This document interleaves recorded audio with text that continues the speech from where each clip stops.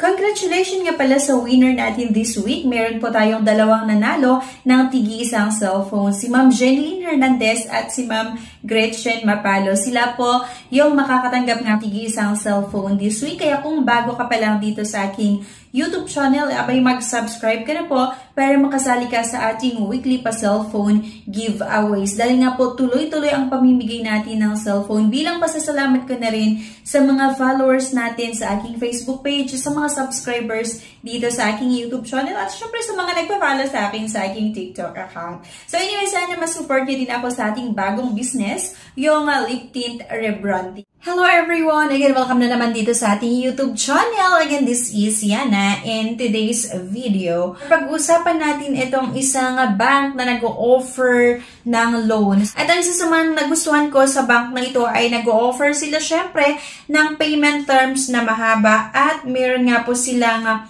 loan amount hanggang 250,000 pesos. So yun mga beshi, napakabilis lang din yung pag-apply dito, pero bago natin pag-usapan, kung naghanap kayo ng ibang option na pwedeng mautangan online, halimbawa decline kayo sa mga bangko, halimbawa decline kayo sa ibang mga nirecommend natin na loan app or pautangan online, meron na po akong nilagay na 8 or 9 link na nakalagay sa comment section at sa description below. Pwede nyong i-click yung link na yon at i-explore. Pero disclaimer lang mga beshi, based lang ito sa sarili kong experience as a user. Nasa sa inyo pa rin mga besh kung gusto niyo subukan or hindi. Pero advice ko na lang din na kung sakali na utang tayo sa iba't ibang mga pautangan online, gagawa na lang din tayo ng sarili nating research. Maaari kasi na okay yung experience ko, pero meron yung mga iba na hindi maganda yung naging experience nila. Sa akin naman kasi mga besh, nagbabayad po ako on or before yung due date. Let's get back to the topic.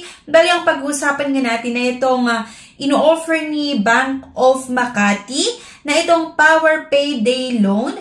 Allow us to assist you in your personal and emergency needs with Bank of Makati Power Payday Loan. Open to all company employees. Get as much as 250,000 payable up to 36 months. So, ito na nga yung sinasabi ko kanina mga beshi na mahaba talaga yung payment terms na ino-offer nila. Kaya mas advice ko na kung kayo naman ay isang empleyado, mas maganda na bago kayo manghiram sa iba't ibang mga loan app, subukan nyo muna sa mga bank or sa iba't ibang mga bangko na nag-o-offer ng loan. Kasi dito, mahaba talaga yung ino-offer nila na payment terms na kung saan makakahinga kayo and makakagawa pa kayo ng paraan para meron tayong pambayad sa tuwing due date natin. Hindi kagaya ng mga loan app, diba, na 7 days lang, 10 days yung ino-offer nila na payment terms. Okay? So, paano nga ba umutang dito sa Bank of Makati? Ano yung mga requirements? So, dito kay Bank of Makati, para makapag-apply nga kayo mga besh, dapat makapagsagot kayo ng application form or fully accomplished and signed application form. At dapat makapag-submit din po kayo ng 2x2 ID picture, yung photocopy of one valid government-issued ID with photo and signature, or with photo and 3 specimen signature. Syempre, kailangan makapag-submit din tayo ng company ID, original copy of Certificate of Employment or COE, original copy of latest 1-month payslip, photocopy of latest proof of billing. Must be utility bill on the present address even if the bill is not under borrower's name. Okay? So, marami yung mga nagtatanong mga besha sa mga naghahanap ng pwedeng mautangan online or especially sa mga gustong mag-loan sa mga bangko. Yung proof of billing po ba or yung utility bill dapat nakapangalan sa akin or dapat nakapangalan nga daw ba kay borrower. Okay, so sa case na ito mga besh, hindi naman. Okay lang naman na hindi sa inyo nakapangalan basta under nga siya sa present home address mo or home address ni borrower. So for example sa akin, yan na Insta-review. Then, nagbo-boarding lang ako. Wala akong proof of billing. Wala akong Meralco bill or electric bill. Wala akong water bill. Kasi nga nakapangalan doon sa landlady namin. Pwede mong kausapin yung landlady. Gamitin mo yung proof of billing niya or yung utility bill niya sa electric bill, sa water bill, or internet bill na pwede mong gamitin as requirements mo. Okay? And then, dito din mga besh, Sa original copy of Certificate of Employment, dapat po 3 months validity or 6 months. Sa taon na ang nakalipas, nung kinuha mo yung COE, usually po hindi kinoconsider ng mga bangko. And then, mas in-advise ko mga besh na kapag mag-loan kayo, mag-submit kayo ng requirements doon sa company and government ID. Dapat po front and back yan. At syempre dapat mag-submit kayo ng malinaw para mas mabilis yung pag-process nila ng inyong loan application. Maganda pa dito mga besh ay 1 month latest payslip lang din yung requirements na hinahanap nila. Kasi sa mga ibang bank ay naghahanap sila ng 3 months latest na payslip. Okay?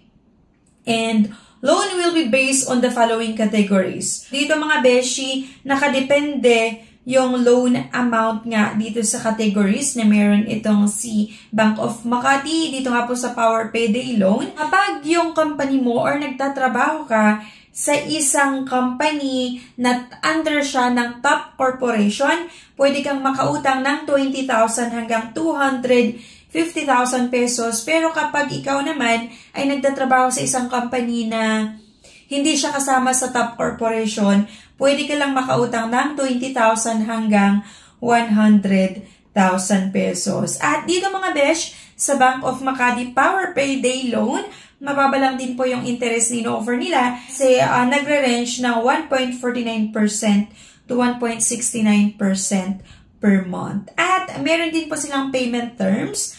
Ayan, 6 to 12. At yun nga po yung payment terms nila ay 6 to 36 months. At processing fees po nila merong 1,500. Yan lang naman yung mga requirements para nga po makautang kayo dito sa Bank of Makati. At syempre ayun yung mga kailangan nating i-consider. Magbigay lang ako sa inyo ng mga tips. Hindi lang naman sa Bank of Makati. Ay kapag nag-apply kayo sa kahit anong bank na gusto nyong pagsubmitan ng inyong requirements, dapat po malinaw. Yung company ID and government ID, dapat napakalinaw yan. At dapat nababasa, besh, yung mga details. Dito mga besh, sa proof of billing, kung sa inyo nakapangalan, dapat po yung isasubmit natin ay proof of billing or POB without post due. Kasi mga besh, kung nakapangalan sa inyo yung POB or yung proof of billing, tapos merong post due, then, syempre, negative na agad ang tingin ni bank dyan. Syempre, kapag titignan nila yung POB na nag-post due, then nakapangalan nga sa'yo, isipin nila na sa mga small or sa mga simpleng bagay, hindi siya nagbabayad doon sa due date niya or on or before yung due date, hindi siya nagbabayad. Possible pa talaga na i-decline din nila yung application mo or loan application mo kasi syempre, isipin ni bank or yung mag-approve na paano naman kung i-approve ko siya, baka ganito din na hindi siya magbabayad on or before yung due date. Magkakaroon pa ng problema sa account niya kasi hindi siya maganda magbayad or hindi niya isinaalang-alang yung mga responsibilities niya na babayaran. Okay? Kaya dapat kapag nag-submit kayo ng POB, dapat po walang post due, lalo nga po kung sa inyo nakapangalan. At syempre, yung payslip nyo, sana walang mga nakalagay na ibang utang nyo, especially SSS loan, pag-ibig loan, ganyan. Kasi minsan naging reason yan para ma-decline ang inyong loan application. At ayun nga mga beshi, kung meron kayong closed or canceled card, usually po talaga, hindi inaaprubahan ni bangko yan. Or na-decline ang inyong loan application.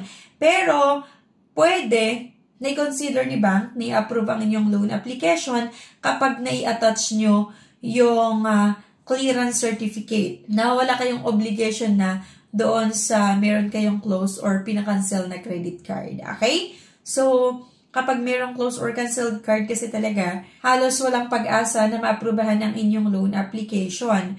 Pero kapag meron kayong mai-submit na clearance certificate na patunay na wala na kayong obligation doon sa pinagkakautangan nyo or doon sa kung saan nga kayo merong close or canceled card, merong pag-asa na i-approve ni bank ang inyong loan application. Pero kasi, kung 3, 4 yung meron kang close or canceled card, medyo malabo na i-approve ni bank ang inyong loan application. Okay? So, yun lang, para meron lang po kayong idea. So, sa mga gustong mag-apply, pwede nyo i-search itong Bank of Makati Power Payday Loan sa Google Play Store and pwede kayong mag-submit ng inyong application online, or pwede rin naman na pumunta kayo sa mga branch ni Bank of Makati and mag-inquire kayo regarding nga po dito sa sa offer nila na Power Payday Loan. Ayun lang. So anyway, thank you for watching.